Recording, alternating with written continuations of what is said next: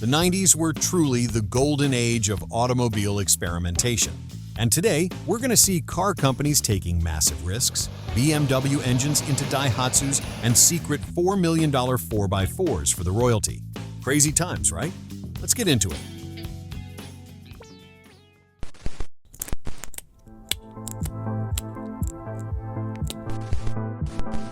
So, 20 years before the Bentayga, Bentley secretly built another SUV, the Dominator, never meant for the public eye. Back in the mid-90s, they were seriously struggling, and bankruptcy was a very real threat. Enter the Sultan of Brunei and his brother. The Brunei royal family were already notorious for commissioning absolutely insane one-off vehicles. And to save their favorite British mark, the Sultan reportedly shelled out around $40 million to commission a bespoke SUV. To save time and costs, they borrowed heavily from the Range Rover platform. There's still a big debate about the engine, though.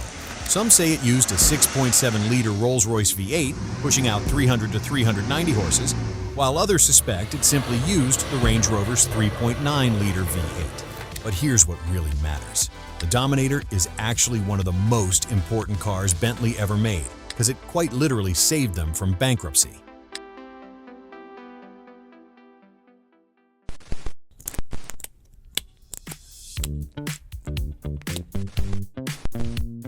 Moving from pure luxury to pure quirkiness, let's take a look at the Nissan Racine. If you love boxy, retro designs, you're gonna absolutely adore this thing. Nissan was in a weird, highly creative phase back then, with their pike cars like the Figaro, Pau, B1, and S-Cargo.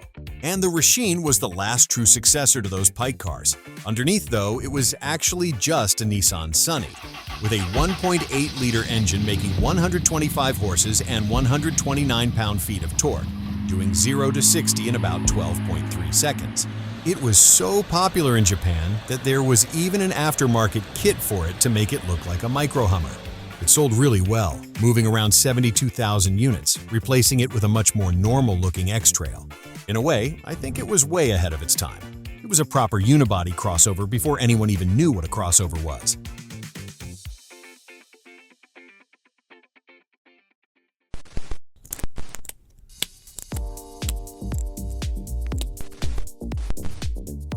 In the mid-90s, the American SUV market was exploding, but Honda didn't really have any rugged, body-on-frame 4x4 to sell. So they made a quick deal with Isuzu. They gave Isuzu their Odyssey minivan, which became the Isuzu Oasis, and in return, Isuzu gave them their second-gen Trooper to be rebadged as the Acura SLX.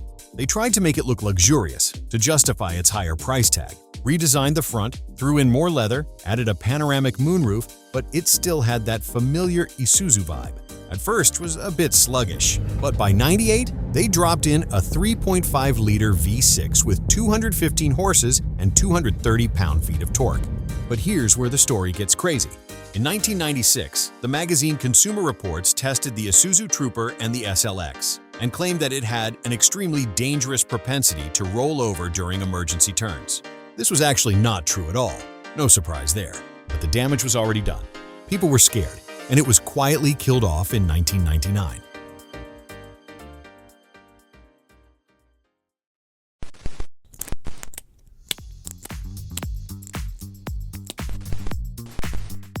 Okay, now let's talk about a car that tried to invent a new segment but failed.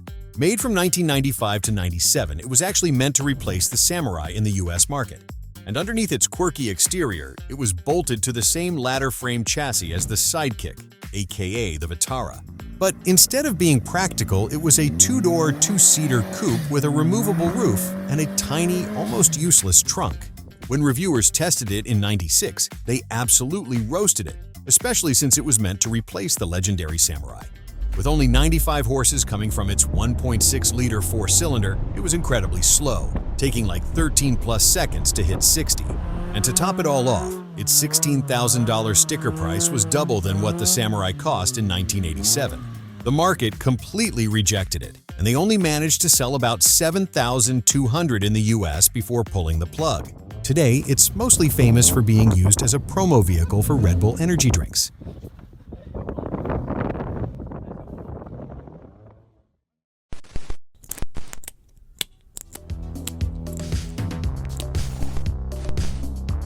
The Isuzu Vehicross, an absolute masterpiece of weirdness.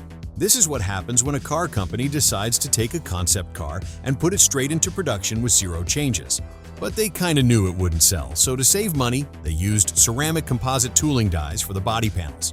These wore out faster, but they were cheap enough to justify a limited production run. It was actually built on that Trooper chassis and had a 3.5-liter V6 making 215 horses with a 0 to 60 in 8.3 seconds. But here's my favorite part. They fitted it with aluminum monotube shocks with external heat expansion chambers. This was some pretty advanced technology, normally reserved for something more professional. It handled so well that it was entered into the '98 Dakar Rally and also won the Australian Safari Rally in '99. They only ever produced 5,900 of these before it ended in 2001. It's a quirky piece of off-road history.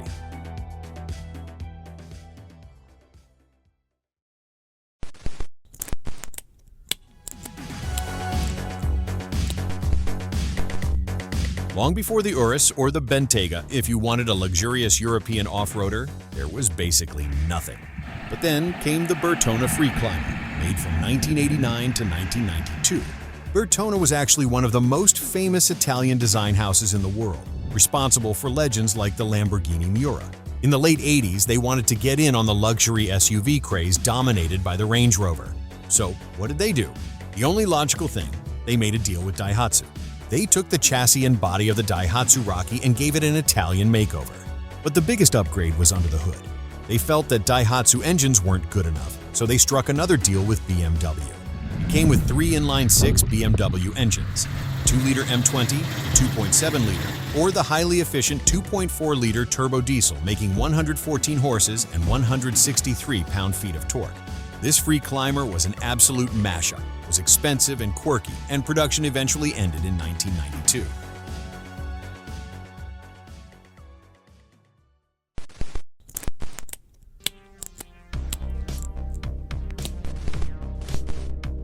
Here's an SUV that looks like nothing else on the road, the second-gen SsangYong Corando. SsangYong was trying to aggressively expand, and the name Corando is actually a proud contraction of Korea Can Do. And to make sure it was super reliable, they struck a licensing deal with Mercedes to use their engines and transmissions. You could get it with either a 2.3-liter 4-cylinder or a 3.2-liter inline-6, making up to 217 horsepower. But the styling, well, you either love it or hate it. They hired a British designer who previously designed the 1989 Aston Martin Virage. He gave it an incredibly polarizing look to make it look rugged. But here's something interesting. Look at the dashboard. It is completely symmetrical. This way, they didn't have to make 2 different dashboards for left and right-hand drive markets. They simply swapped the steering column over, and this saved them some massive production costs.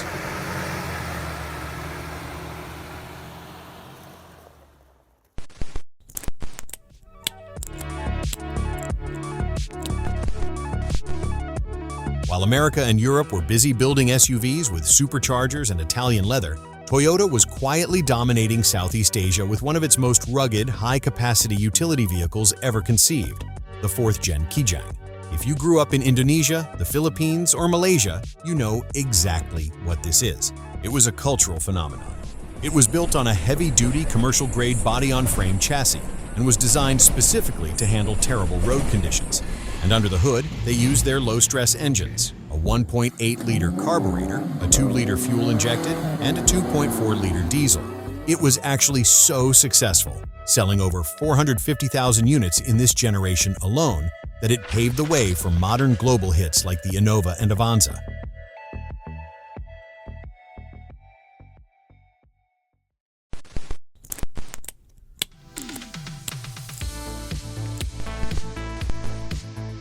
Here's another somewhat luxurious and an obscenely expensive European SUV of the 90s.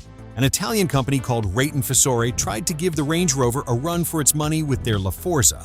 Seeing the massive demand for SUVs in America, they brought it to the US in 1990. And because Americans demanded power, they ditched the small European engines and stuffed in a massive 5-liter Ford Windsor V8, the same one from the Mustang, paired with a 4-speed automatic and a Chrysler 4x4 transfer case. If that wasn't enough, you could even get it with a supercharger later on. pushing it to 320 horses and 350 pound-feet of torque. So why haven't you heard of it? Well, it was stupidly expensive. Just the base price was over $60,000, and nearly $70,000 with the supercharger. That was Cadillac Escalade money. Plus, it was still stuck in the 80s. It had stiff suspension, drum brakes with no ABS, and it was one of the last new cars sold without airbags.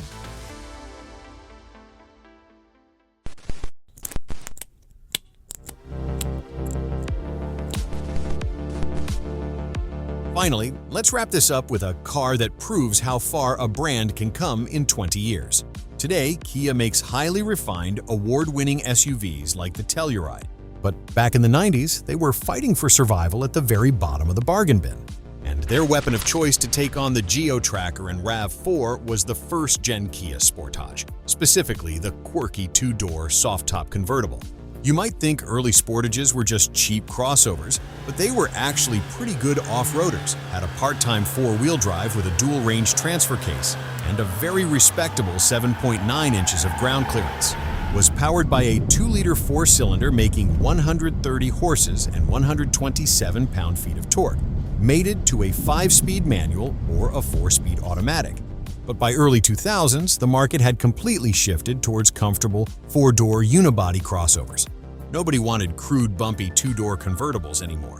So they killed off the convertible, took a short break, and completely reinvented the Sportage in 2005 on a platform shared with the Hyundai Tucson.